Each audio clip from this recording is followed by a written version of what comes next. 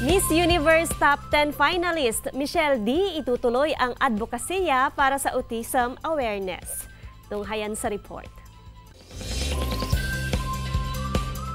Isang malaking karangalan para kay Michelle D na maging kinatawan ng Pilipinas at mapabilang sa top 10 sa 84 na kandidata ng Miss Universe 2023. Abala si D sa kanyang mga plano pagbalik ng Pilipinas at isa rito ang pagpapatuloy sa kanyang advokasya para sa autism awareness. Isa si D sa 3 gold winners para sa The Voice for Change ng Miss Universe dahil sa advokasyang ito.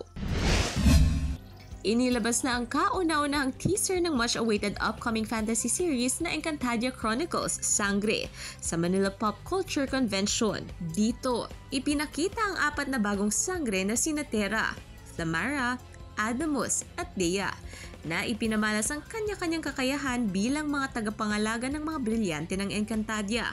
Nobyembre naman ibinahagi ni Direk Mark na nag-uumpisa na sila mag-shoot ng pilot episode ng serye. Gab De Luna para sa Mornings with Jimmy Regional TV.